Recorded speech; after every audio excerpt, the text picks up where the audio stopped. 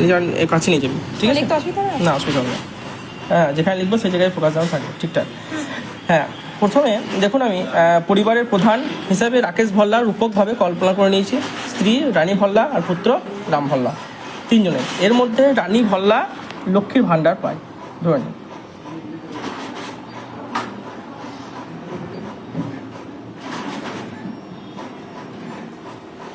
ঠিক আছে, আর রানী ভাল্লার স্বামী হলো রাকেশ ভাল্লা, তাদের পুত্র হলো রাম ভাল্লা। এই তিনজনের ফিগার নিয়ে আমি এই ফর্মটা ফিল আপ করতে চাইছি, ঠিক আছে? দেখুন কি বলছে, অন্নপূর্ণা যোজনা পারিবারিক তথ্য সংগ্রহের ফর্ম। প্রতিটি বিভাগে চেকবক্সের বিকল্প এবং নির্দেশাবলী রয়েছে। প্রতিটি চেকবক্স ও ক্ষেত্র পরিষ্কারভাবে চিহ্নিত করা হয়েছে।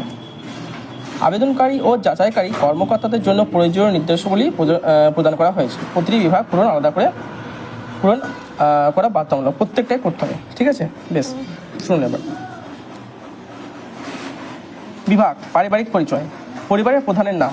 পরিবারের প্রধানের নাম হলো HOF, দেখুন হেড অফ দ্য ফ্যামিলি। এখানে কাকে নির্দেশ করা হয়েছে? রাকেশ ভাল্লাকে। তাহলে কি হবে এখানে? খুব সহজ, কিন্তু আধার কার্ডের নাম অনুযায়ী। তাহলে বলবেন যে এটা ইংরেজিতে করবো না বাংলাতে করবো? অবশ্যই এটা ইংরেজিতে কিন্তু ফিল আপ করবে, ঠিক আছে? আর KESH ভাল্লা, ঠিক আছে? বেশ, জন্ম তারিখ। রাকেশ ভাল্লার জন্ম তারিখ, আমি একটা জন্ম তারিখ দিয়ে দিচ্ছি, যে কোনো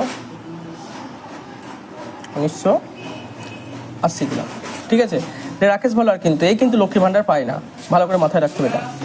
পরিবারের প্রধানের লিঙ্গ, মানে সে কী ধরনের, পুরুষ। পরিবারের প্রধানের আধার নাম্বার, ভালো করে এটা লিখবেন।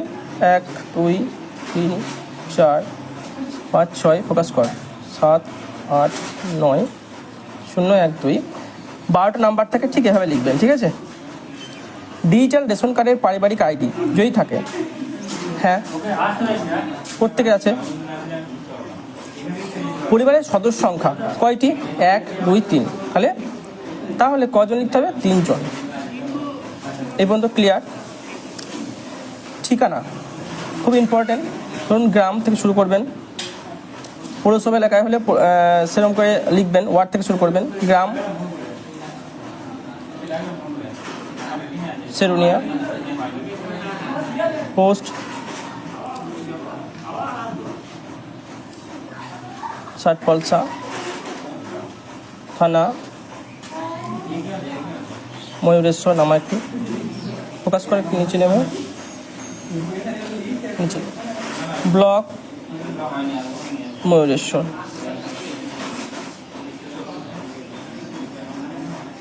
নম্বর ওয়েস্ট বেঙ্গল। এবং আমাদের এখানকার পিন হলো 73 1 2 3 4। তো আপনার যে দেখছেন তাদের পুরো ঠিকানা কিন্তু এখানে লিখে দেবেন, ঠিক আছে? 8 নম্বরে চলে আসুন, যোগাযোগ নাম্বার। এটা খুব ইম্পর্টেন্ট।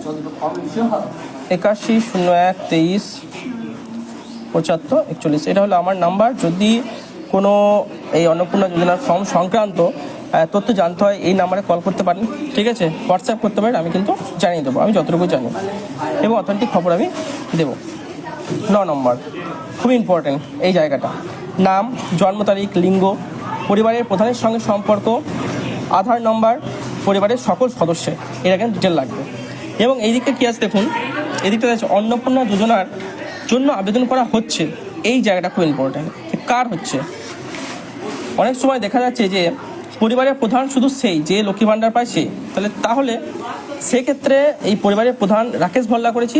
পরিবারের প্রধান যখন রাকেশ ভাল্লা না থাকবে, মৃত হলে রানী ভাল্লার নাম কিন্তু এখানে হবে, ঠিক আছে?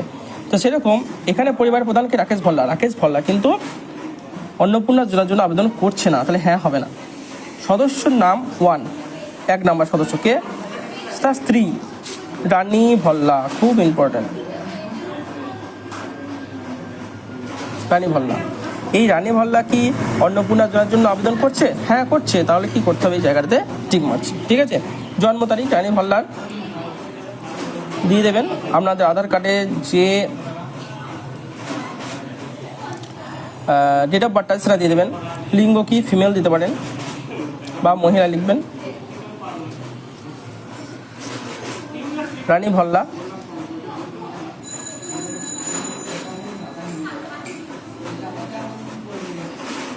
এটা ইংরেজিতে লিখবেন, ভালো হবে। তো মানুষ কনফিউজ হয়ে যায়, দুটো হয়ে আছে।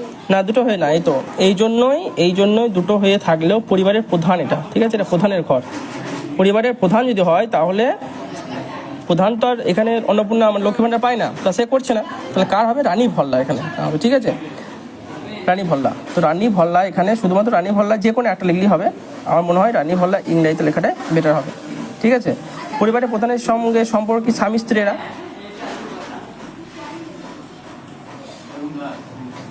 আধার নাম্বার যেটা পটেস্টার লিখে দেবেন, ছোট্ট করে সুন্দর করে লিখে দেবেন যাতে করে ঠিকমতো বোঝা যায়।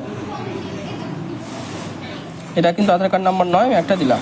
হ্যাঁ, এখানে দেখো একটা কলম আছে যে বয়স 5 বছরের কম হলে আধার নাম্বার চিহ্নিত করুন, আধার এনে চিহ্নিত করুন, মানে 5 বছরের কম শিশু হলে আধার নাম্বার দেওয়ার দরকার নেই। শিশুর বয়স যদি, বাচ্চার বয়স যদি 5 বছর কম হয় তাহলে দেওয়ার দরকার নেই, এই যে আধার নাম্বার দিচ্ছি লাগবে না। রানী ভল্লা সদস্য নাম্বার 2, দেখুন পুত্রের নাম কি? রাম ভল্লা। কি নাম? রাম ভল্লা।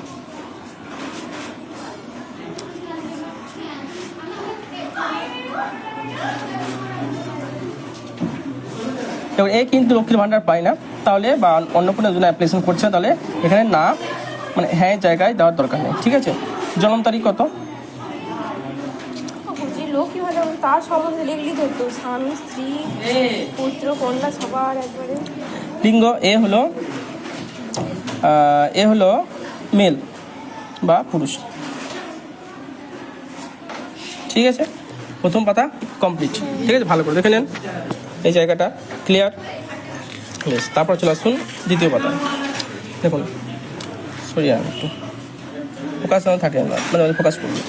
বিভাগ, বেশ 2 নম্বর সদস্যের নাম লিখে দিয়েছি। তাহলে এবার যদি আপনাদের বেশি ক্যান্ডিডেট থাকে একটা পরিবারে, সেক্ষেত্রে তাদের নাম, হ্যাঁ, সদস্য 4 নম্বর নাম, জন্ম তারিখ, হ্যাঁ, মেল ফিমেল যেটা বটে লিখবেন, সম্পর্ক লিখবেন এবং আধার নাম্বার লিখবেন, ক্লিয়ার। বেশ 10 নম্বর পরিবারের প্রধান এবং পরিবার সকল প্রাপ্তবয়স্ক সদস্যের ব্যাঙ্ক অ্যাকাউন্ট ডিটেল, খুব ইম্পর্টেন্ট এটা, ঠিক আছে। ব্যাঙ্ক অ্যাকাউন্ট ডিটেল কিন্তু লাগবে। যে অন্নপূর্ণা ভাণ্ডার অ্যাপ্লাই করছে তারও লাগবে, তার স্বামীর লাগবে, তার বাবা যদি একসঙ্গে থাকে বাবার লাগবে, তার পুত্রেরও লাগবে থাকবে, ঠিক আছে। HOF ব্যাঙ্ক ডিটেল, HOF বলতে কি এখানে হেড অফ দ্য ফ্যামিলি, মানে রাকেশ ভল্লা, ঠিক আছে, রাকেশ ভল্লার ব্যাঙ্ক। ব্যাংকের নাম কি? মানে ব্যাংকের নাম এখানে কি হবে? SBI account. আপনাদের HDFC আছে, HDFC লিখবেন, যেখানে ওয়েস্ট বেঙ্গল গ্রামীণ ব্যাংক থাকলে সেটা লিখবেন।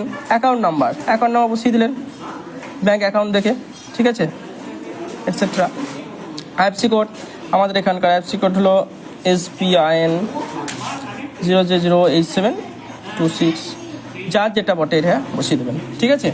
তবে অবশ্যই বাধ্যতামূলক, দেখুন এখানে ডিবিটি ক্রেডিটের জন্য আধার লিঙ্কযুক্ত ব্যাংক অ্যাকাউন্ট প্রদান করুন, খুব ইম্পর্টেন্ট এটা।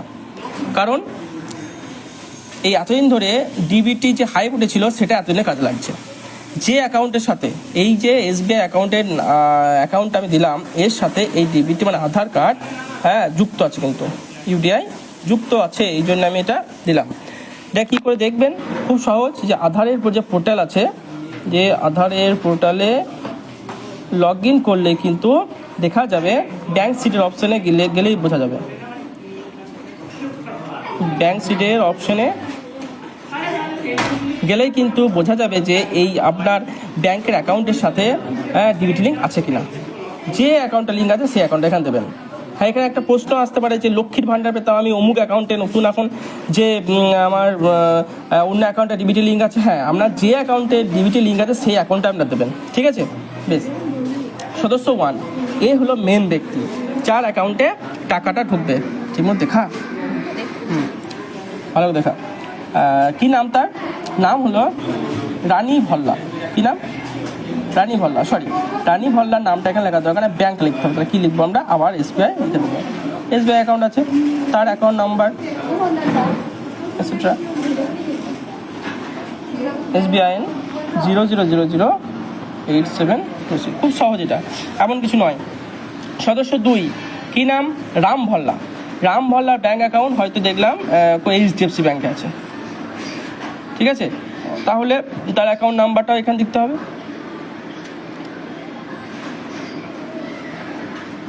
HDFC ব্যাংকের IFSC কোড যেটা বলে সেটা দিতে হবে। আমার তিনজনের পরিবারের সদস্য নিয়ে এই ফর্মটা ফিল আপ করে দেয়, তিনজনের ডিটেল কিন্তু দিলেই হয়ে যাবে। যাদের 5 জন আছে 5 জন ডিটেল দিতে হবে, যাদের 4 জন আছে 4 জন দিতে হবে, 3 জন আছে 3 জন দিতে হবে, ঠিক আছে। তো আমার এই পর্যন্ত কিন্তু কমপ্লিট। দেখুন এখানে এইচওএফ, হ্যাঁ তাদের আরও এক্সট্রা কলম জোর লাগাতে হবে, ঠিক আছে। এখানে মেন হলো আমার কোনটা, এই সদস্য নাম্বার 1 কি নামের হলো রানী হল্লা, এখানে লেখার দরকার নাই কিন্তু এর ডিটেলটা তো খুব ইম্পর্টেন্ট, এইটা কিন্তু ভালো করে দিতে হবে, ঠিক আছে।